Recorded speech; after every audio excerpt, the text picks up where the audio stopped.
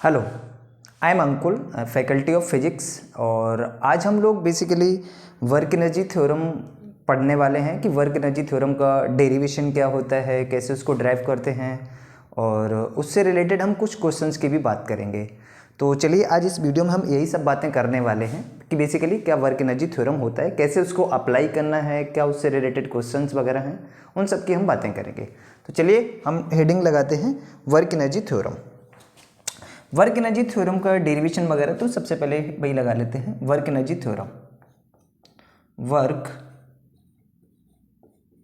Energy theorem, work energy theorem.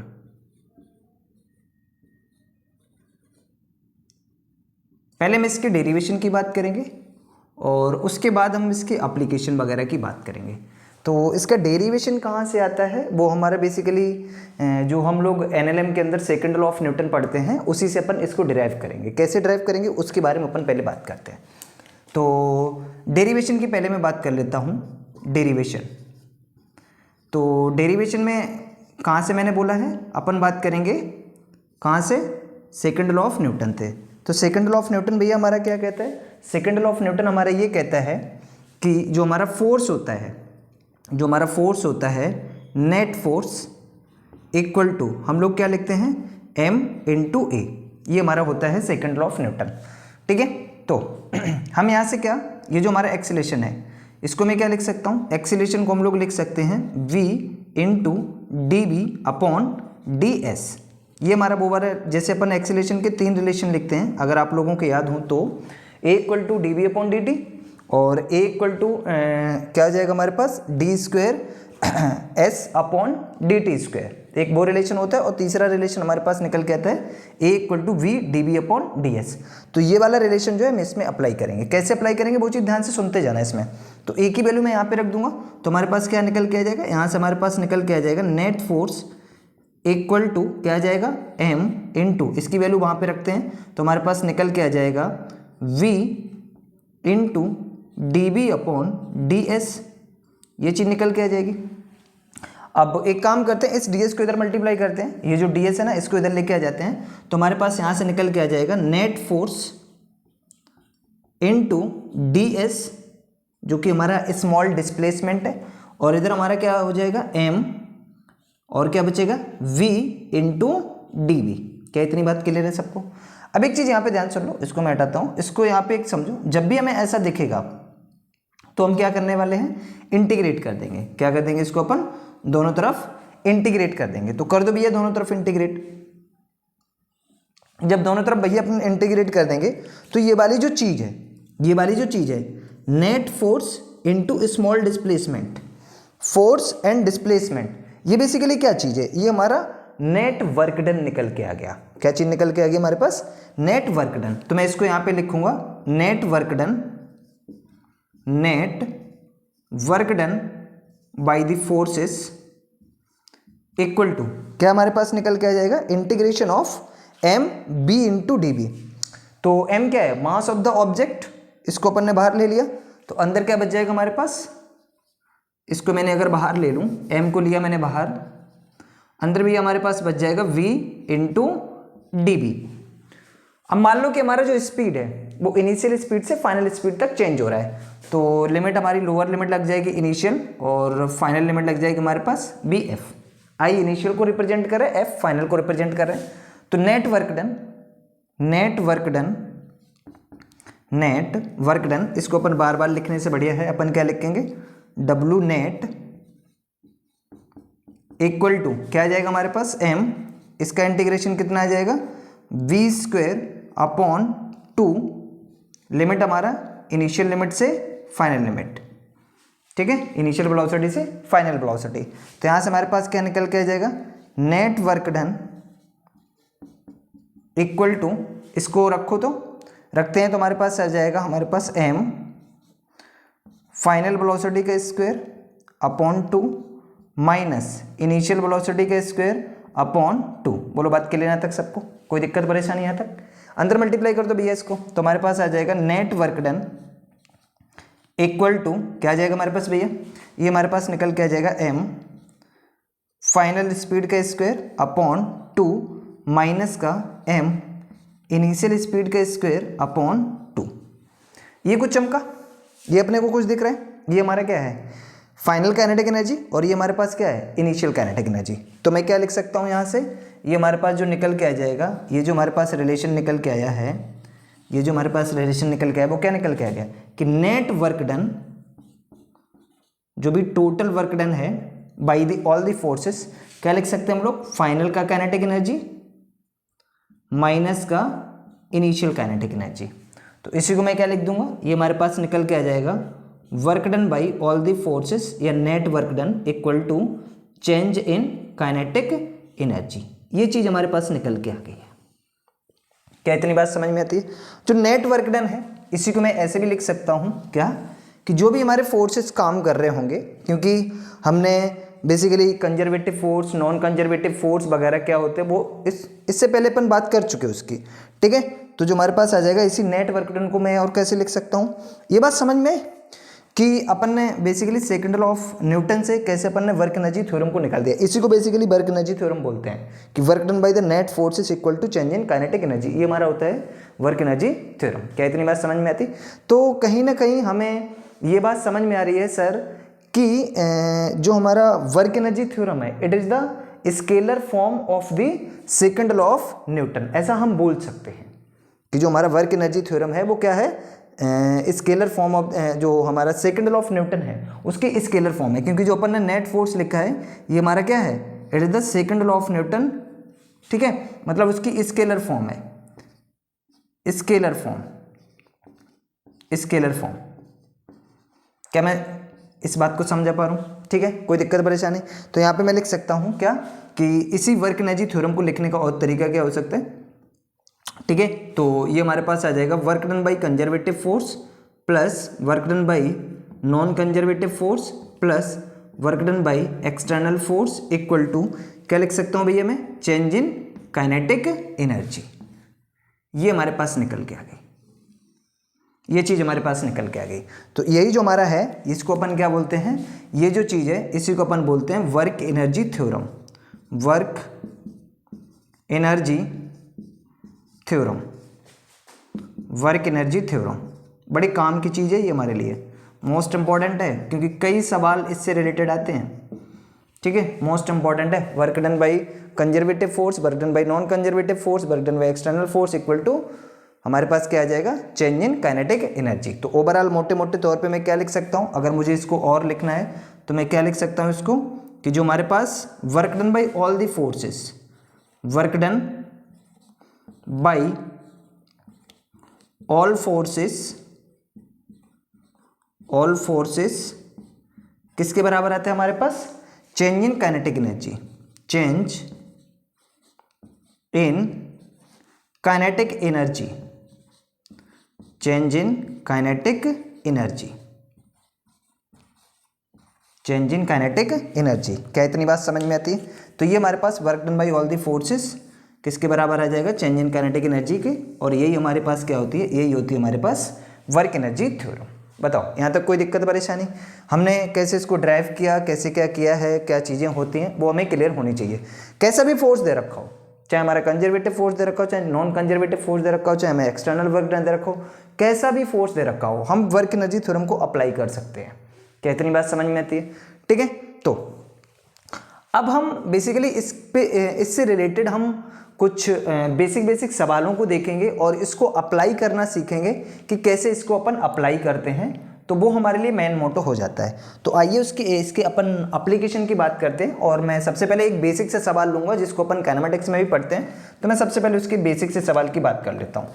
ठीक है, तो आ जाओ, तो उसी को अपन देख लेते हैं सबसे पहले। चलो देखते हैं भैया।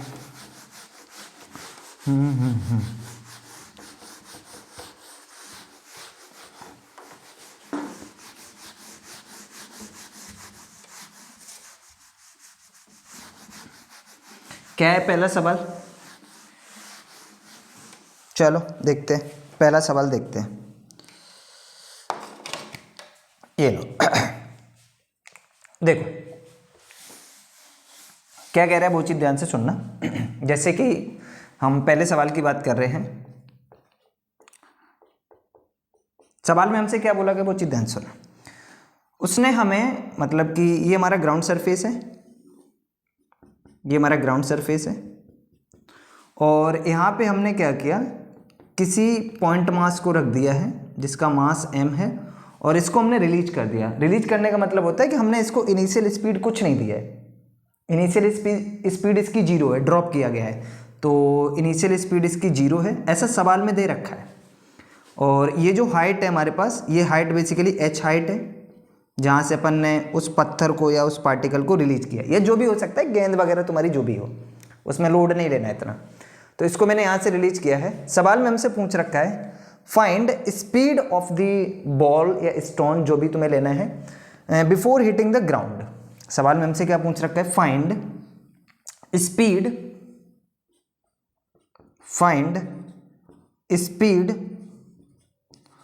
Of stone before hitting the ground, before hitting the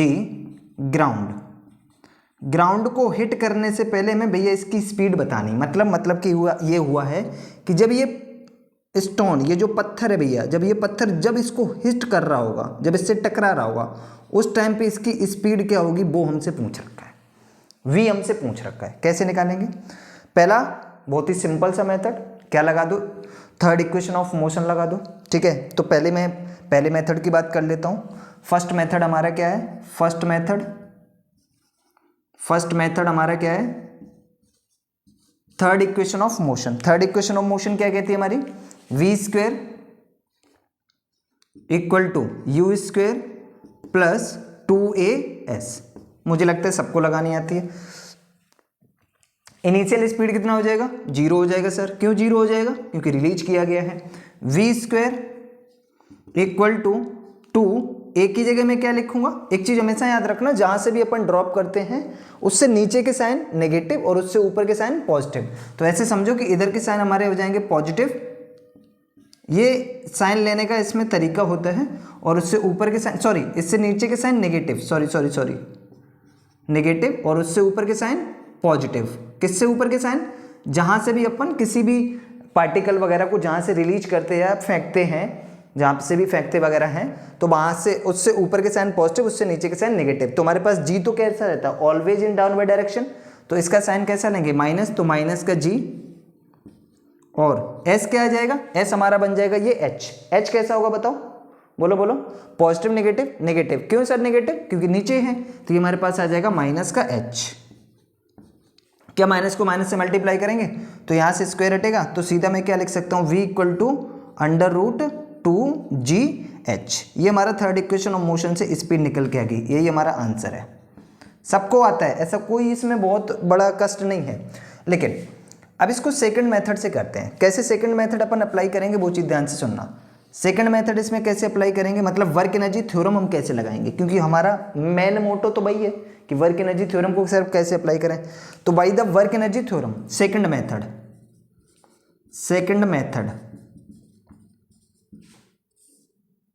by work energy theorem को अपन शॉर्ट में लिख सकते हैं WET। तो why work energy theorem. Sir work energy theorem क्या कहती है, वर्क एनर्जी थ्योरम सर कहती है कि जो भी फोर्सेस हैं उनका जो वर्क डन है, तो work done by all the forces equal to हमारे पास क्या आ जाएगा, चेंज इन काइनेटिक एनर्जी की। तो ये हमारा होता है वर्क एनर्जी थ्योरम। चलो देखते हैं। तो सबसे पहले अपन बात कर लेते हैं कि कौन कौन से फोर्स लग रहे होंगे, उनका हमें वर्क डन तो निकालना ही है। वर्क डन हम सबको निकालना भी आता है। देखो यहाँ पे एयर वगैरह तो अपन नेग्लेक्ट मान रहे हैं, उसका कोई वर्क डन नहीं कंसीडर कर रहे हैं। तो सिर्फ और सिर्फ कौन सा फोर्स लग रहा होगा, अर्थ जो है इसको अपनी तरफ पुल कर रही होगी, दैट इज ग्रेविटी। तो सिर्फ और सिर्फ ग्रेविटेशनल फोर्स लग रहा होगा। क्या हमें ग्रेविटी का वर्क डन लिखना आता है, तो इसको मैं क्या लिखूंगा, इस वर्क एनर्जी थ्योरम को मैं ग्रेविटेशनल फोर्स के अकॉर्डिंग लिख दूं। तो क्या लिखूंगा मैं, वर्क डन बाई ग्रेविटी। और कोई फोर्स लग रहा है, नहीं लग रहा है, तो हमें दूसरे के वर्क डन के लिखने की जरूरत नहीं है। Equal to change in kinetic energy. Sir change in kinetic energy क्या लिखते हैं, इसको मैं लिखता हूँ 1/2 m फाइनल स्पीड का square minus 1/2 m initial speed का स्क्वायर। यही होता है हमारे पास, क्योंकि चेंज को लिखना है ना, फाइनल माइनस इनिशियल। मुझे नहीं लग रहा है इसमें कोई दिक्कत परेशानी, बोलो। चलो हो गया, यहाँ तक हो गया। वर्क डन बाई ग्रेविटी क्या लिखेंगे सर? mg किधर लग रहा है? नीचे लग रहा है, जानते हैं सब लोग। तो ये हमारे पास जो mg है भैया वो किधर लग रहा है? नीचे लग रहा है। फोर्स नीचे, पार्टिकल किधर जा रहा है? ऊपर नीचे, नीचे, तो फोर्स नीचे, डिस्प्लेसमेंट भी नीचे। तो वर्क डन बाई ग्रेविटी क्या लिखेंगे सर? ये हमारा पास जो होता है इसको अपन लिखते क्या है? Force that is mg into displacement. कितना है हमारा? डिस्प्लेसमेंट की जगह मैं क्या लिख सकता हूँ? क्या मैं h लिख दूँ? ठीक है, इनटू क्या होता है? Cos theta. थीटा कितना हो गया? 0, क्योंकि फोर्स वर्क डन का फॉर्मूला क्या होता है? वर्क डन का फॉर्मूला होता है फोर्स इनटू डिस्प्लेसमेंट, सो इनटू कॉस थीटा, यही तो होता है ना। तो mg कितना हो गया? ठीक है, हाँ, फोर्स डिस्प्लेसमेंट ये हो गई। मुझे नहीं लगता इसमें कोई दिक्कत परेशानी।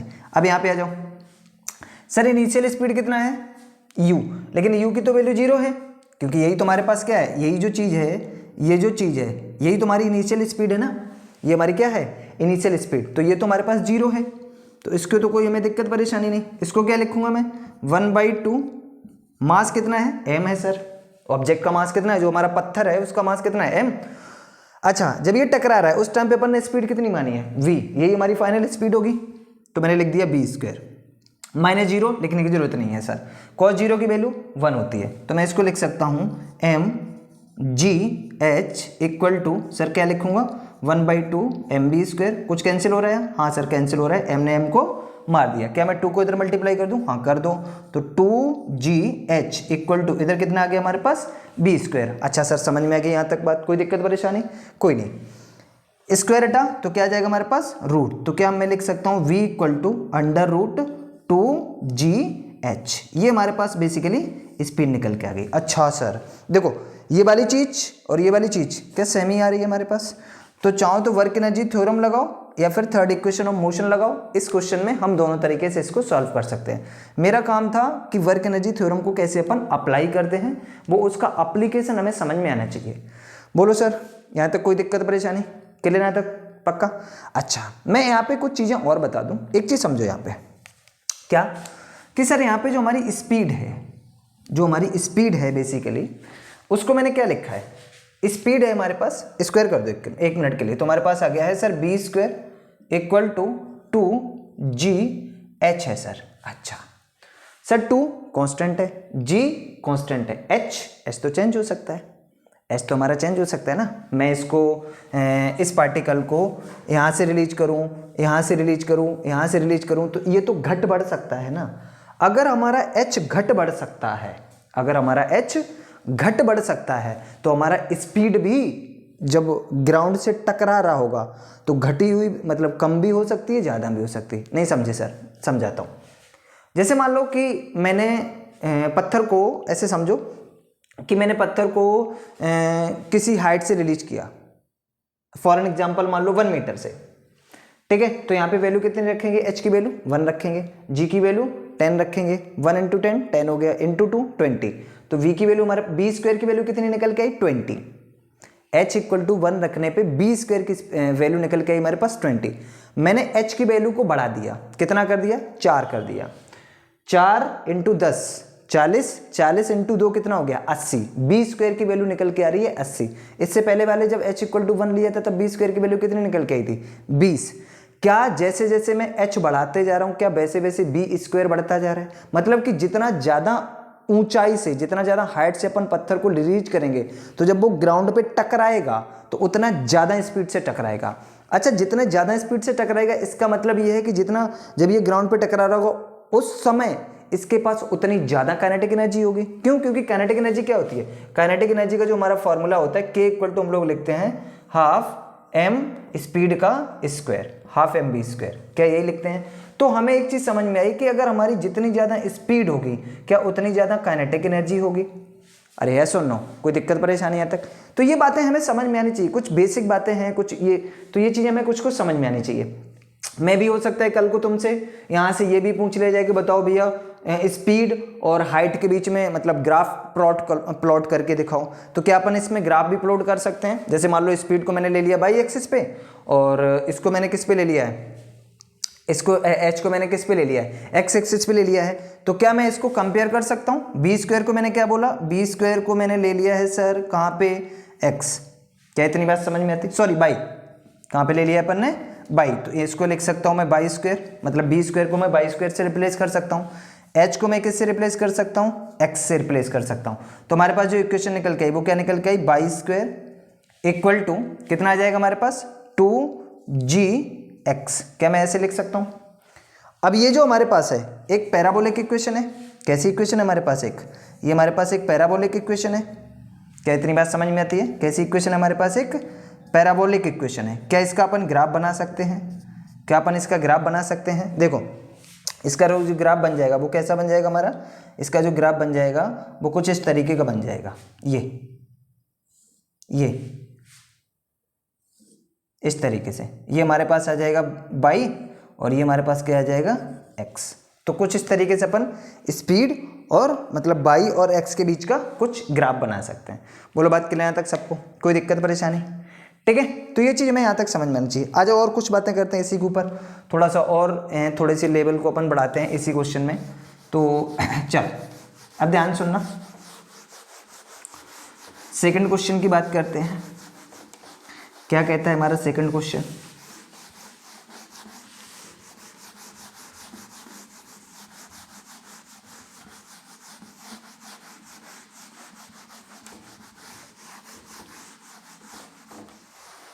सेकंड क्वेश्चन क्या कहता है उसको भी देखते हैं। देखो सेकंड क्वेश्चन में हमें बोल रखा है क्वेश्चन नंबर टू एक बार देख लेता हूं अपन, वीडियो चल रहा है नहीं चल रहा है? ओके देखो क्वेश्चन नंबर 2 क्या कहता है। जैसे कि मान लो ये हमारे पास ग्राउंड सरफेस है, ये हमारा ग्राउंड सरफेस है और हमने क्या किया यहाँ पे एक भाई पत्थर वगैरह रख लिया अपन ने, जो भी अपन ने लिया था, और मास वगैरह दे रखा उसका। ये वो हॉरिजॉन्टल लाइन है, हॉरिजॉन्टल से किसी एंगल थीटा पे इसको मैंने u स्पीड से प्रोजेक्ट कर दिया। ये एंगल हमारा थीटा है, इसका मास हमारा u है। क्या करेगा ये? तो ये कुछ इस तरीके से हमारा जाएगा और जाएगा, ये इस तरीके का एक प्रोजेक्टाइल मोशन, और यहाँ पे जाके ये हिट कर जाएगा, ये ग्राउंड को जाके ऐसे हिट कर जाएगा। क्या कहानी ऐसी बनने वाली है? इस टाइप के सवाल को अपन प्रोजेक्टाइल मोशन में देख चुके हैं। ये जो हाइट है ये हाइट हमें दे रखी है h। ये हाइट हमें कितनी दे रखी है? h दे रखी है। हमसे सवाल में वही चीज़ पूछ रखी है। क्या सर पूछ रखी है? कि जब ये जो पत्थर है, ये पत्थर जब यहाँ पे टकरा रहा होगा, इस धरती माता से टकरा रहा होगा, उस टाइम पे इसकी स्पीड क्या होगी? ये हमसे पूछ रखा है। तो पत्थर कुछ इस टाइप के पाथ को फॉलो कर रहा होगा, ये ऐसे मूव कर रहा होगा, ये इस इंस्टेंट पे ये पत्थर हमारा यहाँ पे होगा, तो इसकी स्पीड ये। क्या इतनी बात समझ में आती? तो ये ऐसे पत्थर आ रहा है हमारा, हमें ये v स्पीड बतानी है। मतलब सवाल वही है, फाइंड स्पीड ऑफ द पत्थर मतलब stone just before hitting the ground. ये हमसे पूछ रखा है। कैसे करेंगे? चलो वर्क एनर्जी थ्योरम लगाते हैं। एक चीज़ समझो कि सर आपको कैसे पता चल रहा है कि वर्क एनर्जी थ्योरम को लगाना है? देखो एक बात समझो, जब हम वर्क एनर्जी थ्योरम की बात करते हैं तो वर्क एनर्जी थ्योरम में अपन क्या लिखते हैं? वर्क एनर्जी थ्योरम में हम लोग लिखते हैं work done by all forces equal to क्या आता है हमारे पास? Change in kinetic energy. Sir change in kinetic energy को हम लोग क्या लिख सकते हैं? तो work done by all the forces, ये जो होता है ये हमारे पास निकल के आता है 1/2 m फाइनल स्पीड का square minus 1/2 m initial speed का स्क्वायर। ये चीज़ निकल के आती है। अगर तुम ध्यान से देखो ना तो वर्क एनर्जी थ्योरम में कुछ स्पीड से रिलेटेड बातें हो रही हैं। जब भी सवाल में कहीं पे भी थोड़ी सी स्पीड वगैरह की बातें कर रखी हों, मतलब स्पीड में रिलेशन पूछा गया हो कि स्पीड वगैरह क्या होगी, वो चीज़ें, तो एक बार वर्क एनर्जी थ्योरम के बारे में सोच लो। सवाल को पढ़ो और वर्क एनर्जी थ्योरम के बारे में एक बार सोच लो कि स्पीड वगैरह तो नहीं दे रखी है। क्या इतनी बात समझ में आती है? ठीक है, तो ऐसे अपन अप्लाई करते हैं, मतलब एक हिंट है ये थोड़ी सी हिंट है। कभी कभी हमें सवाल दे रखे हो तो एक बार स्पीड वगैरह दे रखी हो तो एक बार सोचो उसके बारे में। चलो लगाते हैं। अभी अपने को प्रैक्टिस करनी है तो थोड़ा सा और समझते हैं। ठीक है, सॉरी। अच्छा कैसे लगाएंगे? ठीक है, वर्क डन बाई, क्या अजम्पशन वही लेना है कि कोई एयर वगैरह नहीं कंसीडर कर रहे हैं। ठीक है, तो जब अपन एयर कंसीडर नहीं कर रहे हैं तो सिर्फ और सिर्फ कौन सा फोर्स लग रहा होगा? हमारा ग्रेविटेशन फोर्स लग रहा होगा। तो हम लिखेंगे इसी वर्क एनर्जी थ्योरम को क्या कि work done by gravity equal to change in kinetic energy. Change in kinetic energy को क्या लिखा? 1/2 m फाइनल स्पीड का square minus 1/2 m initial speed का स्क्वायर, ये चीज़ हमें लिखनी है। तो वर्क डन बाई ग्रेविटी क्या लिखेंगे भैया, भाई सेम चीज़ mg हमारा। अब एक चीज़ समझो सर, ये तो पाथ ऐसे फॉलो कर रहे हैं। देखो वर्क डन बाई ग्रेविटी एक टाइप का कंजर्वेटिव फोर्स होता है। हालांकि ये चीज़ बताई जा चुकी है कि कंजर्वेटिव फोर्स का जो वर्क डन होता है वो पाथ से इंडिपेंडेंट होता है। इस बात को समझने की कोशिश करो, ठीक है। मतलब कि ये अगर मैं पार्टिकल को, मैं इसको ऊपर फेंक के ये पार्टिकल नीचे है, मैं इसको ऐसे फेंक के पार्टिकल नीचे है, मैं इसको सीधा फेंक के पार्टिकल नीचे है। पार्टिकल की इनिशियल पोजीशन देखो, फाइनल पोजीशन देखो, उसके पाथ को मत देखो। सर पार्टिकल इनिशियली कहाँ था, यहाँ पे था, फाइनली वो आ कहाँ पे रहा है, ग्राउंड पे ही तो आ रहा है ना, ठीक है। तो बेसिकली चला कितना होगा, h चला होगा। फोर्स कितना लग रहा होगा इस पे, नीचे mg लग रहा होगा। तो क्या फोर्स और displacement both are in same direction? अगर दोनों सेम डायरेक्शन में तो वर्क डन बाई ग्रेविटी अभी इससे पहले वाले सवाल में जो लिखा था उसी को क्या मैं लिख दूं, mg बड़ा वाला h इक्वल टू 1/2 m। मास कितना है हमारा ऑब्जेक्ट का, वो तो m है ना। फाइनल स्पीड कितनी है सर, फाइनल स्पीड वो है जब वो हिट कर रहा है, तो कितना है सर हमारे पास v, तो v का स्क्वायर माइनस का 1/2 m। इनिशियल स्पीड कितना है सर, u है, तो u स्क्वायर। क्या इतनी बात समझ में आती, कुछ कैंसिल हो रहा है, हाँ कैंसिल हो रहा है, m निपट गया हमारे पास। 1/2 m को मैंने कॉमन लिया, तो g h इक्वल टू 1/2 को जब अपन कॉमन लेंगे तो हमारे पास अंदर बचेगा b स्क्वायर माइनस का u स्क्वायर। क्या इतनी बात समझ में आती है? इसको इधर मल्टीप्लाई, हमें क्या निकालना है, v या u? सर v निकालना है, तो हमें u भी इधर लेके आना पड़ेगा। तो इसको इधर मल्टीप्लाई करो तो हमारे पास आ गया 2gh equal to v square minus का u स्क्वायर। बोलो समझ में आती बात क्या? इसको इधर लेके आ जाओ तो हमारे पास निकल के आ गया है 2gh plus u square equal to v square. यहाँ से स्क्वायर हटाएंगे तो हमारे पास जो v निकल के आ गया वो निकल के आ गया है √2gh प्लस u स्क्वायर। बोलो बात क्लियर है क्या यहाँ तक? तो ये हमारे पास बेसिकली स्पीड निकल के आ गई जब ये पार्टिकल ग्राउंड से टकरा रहा होगा। यहाँ पे एक चीज़ समझने वाली है। क्या समझने वाली है सर, क्या समझने वाली है सर? जब मैं इसको रिलीज कर रहा था, एक चीज़ समझना यहाँ से, बड़ी इंपॉर्टेंट चीज़ है यहाँ पे। देखो ये जो u है, ये u थीटा पे डिपेंड नहीं कर रहा है। मतलब कि ये ऐसे समझो कि जो हमारी स्पीड है, जब पार्टिकल, जो पत्थर है हमारा ग्राउंड से टकरा रहा है, वो जो स्पीड है वो बेसिकली थीटा पे डिपेंड नहीं है, it is independent from theta. Sir इसका मतलब क्या हुआ? इसका मतलब ये हो गया है, इसका मतलब ये हो गया है क्या कि अगर मैं जैसे मान लो अभी पार्टिकल को मैंने ऐसे थीटा एंगल पे प्रोजेक्ट किया था, तो स्पीड कितनी आ गई, v equal to 2h plus u square. मान लो कि मैं बोलता हूं कि ये रहा हमारा ग्राउंड, ये रही हमारी ग्राउंड सरफेस, और मैंने पार्टिकल को जो है डाउनवर्ड डायरेक्शन में u स्पीड से फेंक दिया, नीचे सीधा इसको फेंक दिया, ठीक है, u स्पीड से। मास वगैरह m दे रखा है, तब सर स्पीड क्या लिखेंगे? जब ये ग्राउंड पे टकरा रहा होगा तब सर स्पीड क्या लिखेंगे? तब सर स्पीड हमारे पास यही आ जाएगी, क्या, v equal to u square plus 2gh, h ये हमारी हाइट हो जाएगी, h ये हमारी हाइट हो जाएगी। क्या इतनी बात समझ में आती है? ठीक है सर, और क्या? और मैं ये लिख सकता हूँ, मैं इसको सीधा नीचे फेंकूँ, मैं इसको हॉरिजॉन्टल फेंक दूं, ऐसे इस तरीके से हॉरिजॉन्टली मैं इसको फेंक दूं। मान लो ये हमारे पास एक वो पार्टिकल है जिसका मास m है और मैंने इसको u स्पीड से ऐसे फेंक दिया। जब मैं इसको u स्पीड से ऐसे फेंकूंगा तो कुछ समय बाद ये ऐसे हिट कर जाएगा ग्राउंड पे जाके। ये जो हाइट है ये हमारी h हाइट दे रखी है। तो हमसे सवाल में भाई पूछ रखा है कि जब ये ग्राउंड पे टकरा रहा होगा, यहाँ पे जब टकरा रहा होगा तो बताओ भैया स्पीड v कितनी हो जाएगी? तो मैं फिर से भाई v इक्वल टू क्या लिख सकता हूँ, u स्क्वायर प्लस 2gh। बोलो बात के लिए यहाँ तक सबको, ठीक है, ये हो जाए। या फिर मैं इसको बोल दूं कि मान लो कि ये जो हमारे पास ये हमारा ग्राउंड सरफेस है, ये हमारा क्या है, ग्राउंड सरफेस, और यहाँ पे हमारा पास वो पॉइंट मास रखा हुआ है, जो भी पत्थर वगैरह लिया है, मास m है, मैंने इसको ऊपर की तरफ u स्पीड से फेंक दिया। जब मैं इसको ऊपर की तरफ u स्पीड से फेंकूंगा ये जाएगा वापस धरती माता से जाके टकराएगा। और ये मान लो हमारे पास जो हाइट है, ये हाइट हमारी h है। कितनी हाइट है हमारे पास, h। तो सवाल में फिर से वही चीज पूछ रखी कि जब ये पत्थर ग्राउंड से टकराएगा तो v इक्वल टू क्या लिखूंगा मैं, v इक्वल टू फिर से मैं इसका जो v है, ये v इक्वल टू मैं फिर से यही लिख पाऊंगा। ओवरऑल हमें समझ में क्या आया? ओवरऑल हमें समझ में क्या आया? ओवरऑल हमें समझ में ये आया, इस पत्थर को मैं ऊपर फेंकूं, स्पीड क्या लिखूंगा? ये लिखूंगा। इस पत्थर को मैं हॉरिजॉन्टल फेंकूं, स्पीड क्या लिखूंगा? मैं ये लिखूंगा। इस पत्थर को मैं किसी थीटा एंगल पे फेंकूं, स्पीड क्या लिखूंगा? मैं ये लिखूंगा। इस पत्थर को अगर मैं डाउनवर्ड फेंकूं, स्पीड क्या लिखूंगा? मैं यही लिखूंगा।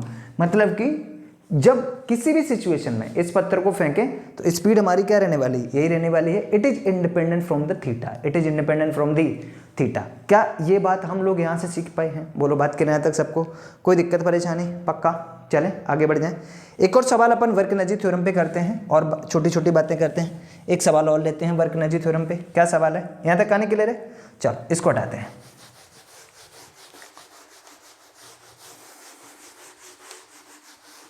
उसको भी देखते हैं कि वो सवाल क्या कह रहा है हमसे।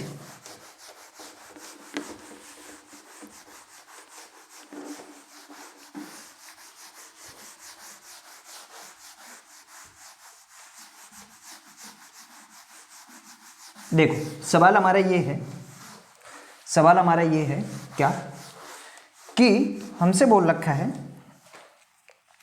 Question number 3, question number third sir क्या कह रहा है? ये कह रहा है कि मान लो कि ये हमारे पास एक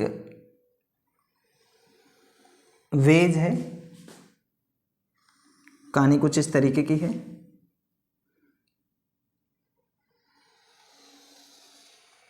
ये और ये, ठीक है। यहां पे अपन ने क्या किया? यहां पे अपन ने एक पत्थर रखा है, ये पत्थर रख दिया। इस पत्थर का मास दे रखा है m और इसको यहाँ से रिलीज किया गया। रिलीज किया गया मतलब इसकी इनिशियल स्पीड क्या रही होगी? 0। इतनी बात समझ में आती? और ये जो हाइट है, ये हाइट हमारी h है। कितनी हाइट है हमारी? h। ठीक, ये फिक्स है, मूवेबल नहीं है, ये फिक्स है हमारा। वेज जो है हमारा, ये क्या है हमारा? ये फिक्स है। क्या होगा? ये पत्थर आएगा। अच्छा, ये वाली जो सरफेस है, ये वाली यहां से लेके यहां तक, मतलब कि मैं अगर पॉइंट मार्क करूं तो मान लो मैंने इसको बोल दिया पॉइंट ए और इसको मैंने बोल दिया पॉइंट बी और इसको मैंने बोल दिया पॉइंट सी।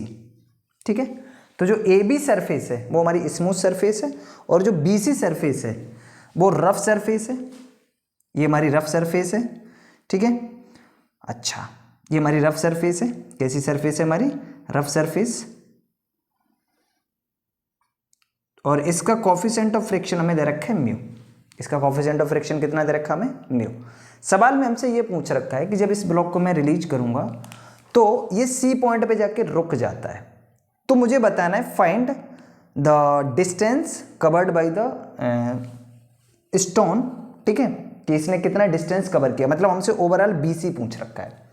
हमसे क्या पूछ रखा है? हमसे ये वाली डिस्टेंस पूछ रखी है। मान लो कि इस डिस्टेंस को मतलब मैंने x कुछ देर के लिए बोल दिया है, तो बेसिकली हमसे ये x पूछ रखा है। सवाल में हमसे पूछ रखा है फाइंड x, फाइंड x।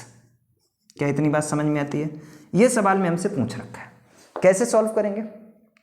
देखो सर, यहाँ पे भी स्पीड से रिलेटेड कुछ तो चर्चा हो रही है। कैसे समझ में आया सर? रिलीज किया, इनिशियल स्पीड 0।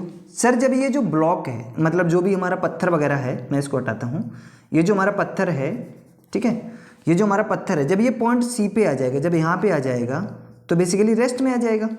रेस्ट में आ जाएगा, इसका मतलब ये हो गया है कि इसकी जो फाइनल स्पीड है, मतलब वो v इक्वल टू तो 0 हो चुकी है।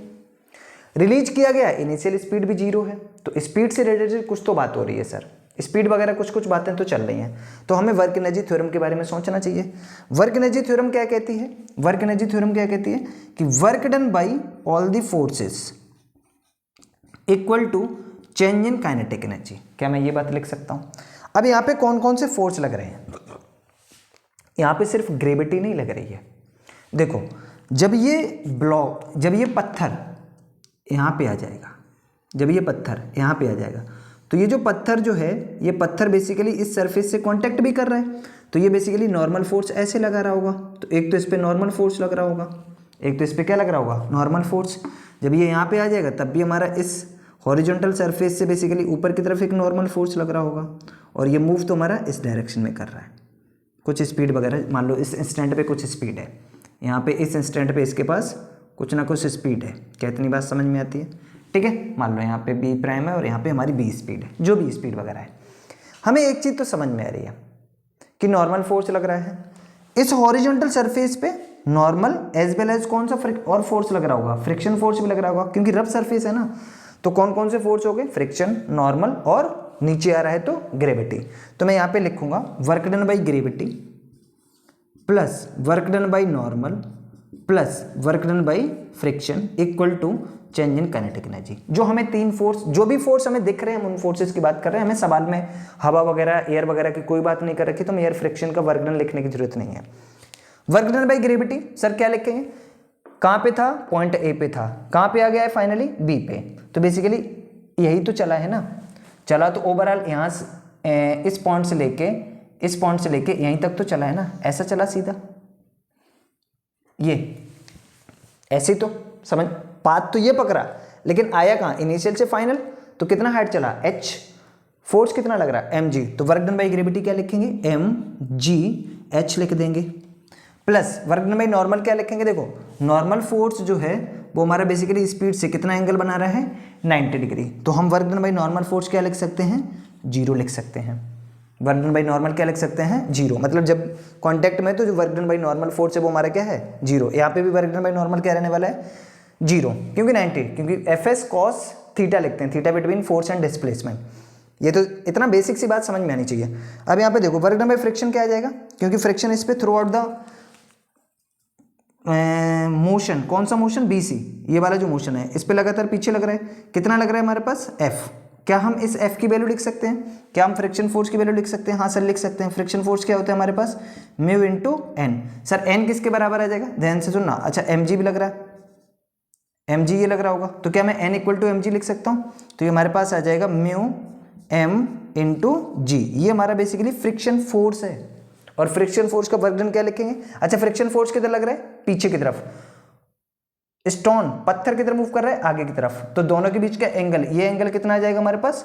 ये एंगल हमारे पास निकल के आ गया है 180 डिग्री। बोलो बात क्लियर यहाँ तक सबको? तो मैं लिखूंगा यहाँ पे माइनस का। माइनस क्यों लगा रहा हूँ? क्योंकि कॉस 180 आता है, याद रखना। तो म्यू एम जी कितना डिस्प्लेसमेंट हो गया? एक्स, ये वाला डिस्प्लेसमेंट कितना हो गया? एक्स इक्वल टू, क्या मैं चेंज इन काइनेटिक एनर्जी सीधा 0 लिख सकता हूँ? क्योंकि फाइनल स्पीड 0, तो final kinetic energy 0, initial speed 0, तो इनिशियल काइनेटिक एनर्जी 0, तो दोनों का चेंज भी कितना आ जाएगा? 0। सॉल्व कर लो इसको, आंसर आ गया यहाँ से, कोई दिक्कत परेशानी नहीं होनी चाहिए। कर लो इसको, इधर लेके आ जाएंगे भैया, तो ये हमारे पास निकल के आ जाएगा m g h equal to, ये हमारे पास आगे निकल के आ जाएगा mu m g into x. M निपट गया, तो हमें x की निकालनी है। तो अच्छा जी से जी भी हमारा खत्म हो गया, तो हमारे पास आ जाएगा h equal to mu into x. तो यहाँ से x की वैल्यू क्या निकल के आ गई? ये हमारे पास निकल के आ गई h अपॉन म्यू। ये हमारे पास निकल के आ गया x equal to h upon mu. समझ में आई बात क्या? तो एक चीज़ और मैं यहाँ से समझ में आई क्या, कि जो हमारा h है, h is directly proportional to x, क्योंकि म्यू तो कांस्टेंट है ना। ये चीज़ क्या है हमारी? ये तो कांस्टेंट है। मतलब कि जितना और ज़्यादा हाइट से रिलीज करोगे उतना ज़्यादा दूरी ये और कवर करेगा, और करोगे तो ये और उतनी ज़्यादा दूरी कवर करेगा। तो ये हमें समझ में आना चाहिए कि h और x। अगर हम इसके ग्राफ की बात करें तो ग्राफ कैसा बन जाएगा हमारा? h और x के बीच के अगर मैं ग्राफ की बात करूँ तो ये हमारे पास ग्राफ जो बन जाएगा वो straight line which is passing from the origin, origin. क्या इतनी बात समझ में आती है? कोई दिक्कत परेशानी? ठीक है, तो ये बात हमें ओवरऑल समझ में आनी चाहिए कि इस सवाल में क्या क्या बातें पूछी जा सकती हैं। बोलो यहाँ तक क्लियर है? कोई दिक्कत परेशानी?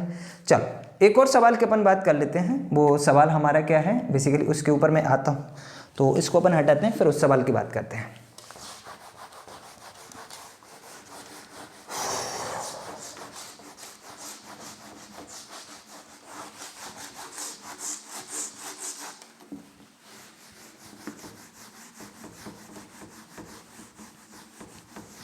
देखो सवाल क्या है, ध्यान से सुनना। कुछ इसी टाइप का हमारे पास ये हमारा क्वेश्चन नंबर 4 है। मुझे लग रहा है अब तक तो भैया तुम्हें वर्क एनर्जी थ्योरम समझ पा रहे होगे कि वर्क एनर्जी थ्योरम अपन जो वर्क एनर्जी थ्योरम है उसको अपन कैसे अप्लाई कर रहे हैं, उसके एप्लीकेशन की बात कर रहा हूँ। ये हमारा चौथा सवाल है वर्क एनर्जी थ्योरम से रिलेटेड। तो सवाल क्या है, बड़ा ही स्टैंडर्ड सा सवाल है कि ये हमारे पास वही सेम उस टाइप का बेस दे रखा है, ठीक है, ये हमारा बेस दे रखा है ये, ठीक है, कुछ इस तरीके से। और यहाँ पे जाके अपन ने क्या किया, यहाँ पे जाके अपन ने क्या किया, एक स्प्रिंग लगा दी, ठीक है, ये हमारी एक स्प्रिंग लगी हुई है, ये हमारी स्प्रिंग है। अभी स्प्रिंग हमारी नेचुरल लेंथ पे है, अभी स्प्रिंग कैसी है हमारी नेचुरल लेंथ पे, और स्प्रिंग का स्प्रिंग कांस्टेंट क्या है हमारा के, स्प्रिंग का स्प्रिंग कांस्टेंट कितना दे रखा, ये में के दे रखा है। नेचुरल लेंथ पे स्प्रिंग है, स्प्रिंग का स्प्रिंग कांस्टेंट के दे रखा है। और यहाँ पे वही चीज़ है कि मान लो कि हमारा एक ब्लॉक है, ये हमारा एक ब्लॉक है, ठीक है, और इसका मास वगैरह हमें दे रखा है m, और इसको यहाँ से रिलीज किया गया, मतलब इनिशियल स्पीड इसकी 0 है, कोई इनिशियल स्पीड नहीं दी गई है। तो क्या हो रहा है, ये ब्लॉक ऐसे इस पर फिसल के आ रहा है, आ रहा है, आ रहा है, आ रहा है, और ये चलता जा रहा है, और इससे जाके स्टिक कर जाएगा। उस टाइम पे इसके पास कुछ ना कुछ स्पीड होगी, तो क्या होगा बेसिकली ये इस स्प्रिंग को कंप्रेस कर देगा। तो जैसे जैसे ये स्प्रिंग को कंप्रेस करता जाएगा वैसे वैसे स्प्रिंग फोर्स की वैल्यू बढ़ती जाएगी। वो अपोज करेगा किसके मोशन के, किसके मोशन का अपोज, ब्लॉक के मोशन का अपोज करेगा। और एक टाइम ऐसा आएगा कि स्प्रिंग के अंदर मैक्सिमम कंप्रेशन आ जाएगा, और उस टाइम पे ब्लॉक हमारा रेस्ट में आ जाएगा। तो सवाल में हमसे पूछ रखा है, सवाल में हमसे क्या पूछ रखा है, फाइंड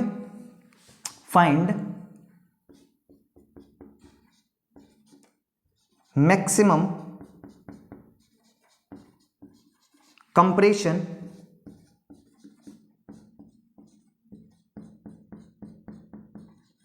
in a spring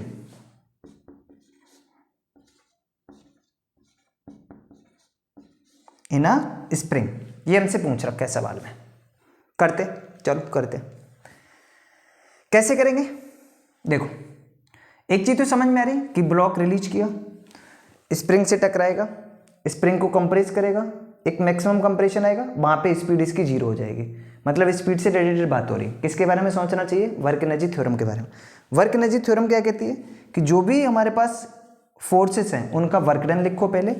तो हम इसके अगर सॉल्यूशन की बात करें, हम इसके सॉल्यूशन की बात करें तो work done by all the forces equal to change in kinetic energy, ये हमारा बेसिकली वर्क एनर्जी थ्योरम है। ये वर्क एनर्जी थ्योरम हमें लगानी है। कैसे लगाएंगे बारी बारी से सीखते हैं। कौन कौन से फोर्स लग रहे हैं, नीचे आ रहा है sir work done by gravity, sir surface के कांटेक्ट में तो work done by normal, sir spring भी फोर्स काम करेगी क्योंकि हम सीख चुके हैं work done by spring force कैसे निकालते हैं, तो स्प्रिंग फोर्स भी होगी हमारी, स्प्रिंग फोर्स भी होगा। अच्छा एक चीज दिमाग में रखना, ये फिक्स है, वेज हमारा फिक्स है, सरफेस हमारी स्मूथ है, दोनों सरफेस हमारी क्या है स्मूथ, ये horizontal surface as well as ये जो हमारी कर्व्ड सरफेस है, both the surfaces are smooth, it means friction is equal to 0, friction नहीं लगने वाला। समझ में आ रही बात। तो ठीक है, ये किसके बराबर आ जाएगा, ये हमारे पास बराबर आ जाएगा चेंज इन काइनेटिक एनर्जी के। वर्क डन बाई ग्रेविटी की बात करते हैं। वर्क डन बाई ग्रेविटी क्या लिखेंगे, बोलो बोलो।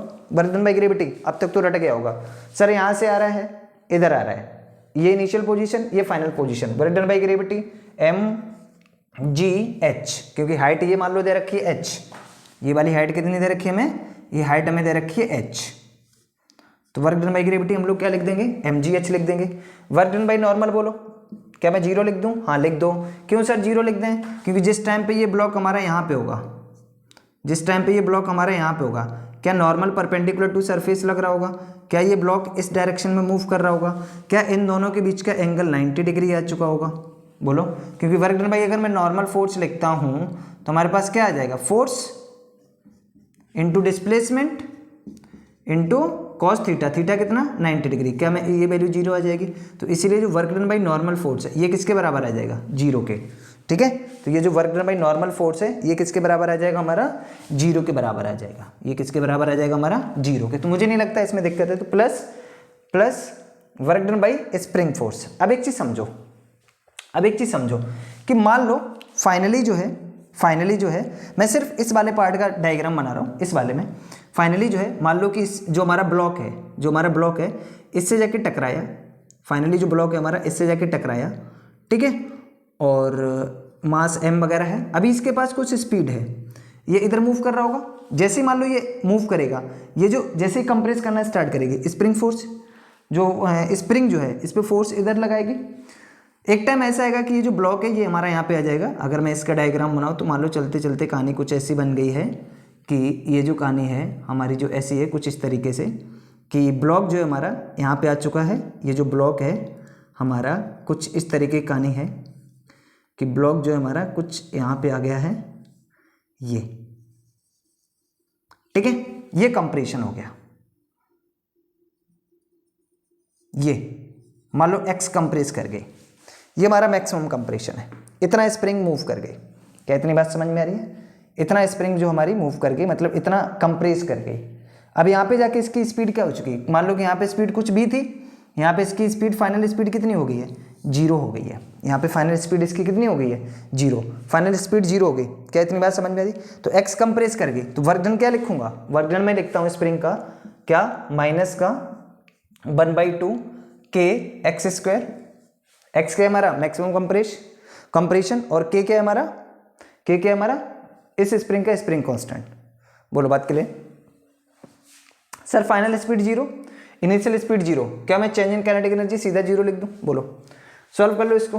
तो ये हमारे पास यहाँ से निकल के आ जाएगा mgh इक्वल टू, इसको इधर लेके जाएगा हमारे 1/2 k x स्क्वायर। बोलो बात के लिए यहाँ तक सबको कुछ कैंसिल हो रहा है? नहीं, कैंसिल तो कुछ नहीं हो रहा है, तो इसको इधर लेके आ जाओ। तो ये हमारे पास आ जाएगा 2mgh, हमें क्या निकालना है? हमें तो x निकालना है, अपॉन k कर दूं मैं इक्वल टू x स्क्वायर लिख दूं क्या मैं? इधर से स्क्वायर हटा तो x की वैल्यू हमारे पास क्या निकल के आ गई? √2mgh upon k। ये हमारा मैक्सिमम कंप्रेशन है किसका? इस स्प्रिंग का। ये हमारा सवाल का आंसर हो गया कि इस स्प्रिंग के अंदर मैक्सिमम कंप्रेशन कितना आ सकता है। क्या इतनी बात समझ में आती? अभी तक अपन ने बेसिकली 4 सवालों की बात कर ली है वर्क एनर्जी थ्योरम में। कैसे अपन वर्क एनर्जी थ्योरम को ड्राइव कर सकते हैं, क्या वर्क एनर्जी थ्योरम से रिलेटेड हमारे सवाल आते हैं, तो वो चीज़ें हमें बेसिकली क्लियर होनी चाहिए। हमें वर्क एनर्जी थ्योरम मतलब क्या कि work done by all the forces which is equal to change in kinetic energy, ये रिलेशन याद रखना है, ठीक है, दैट्स इट। तो आज के लिए इतना है। ओके, टाटा बाय बाय, मिलते अपन अगले वीडियो में, ठीक है। इसके आगे अपन आगे बात करेंगे।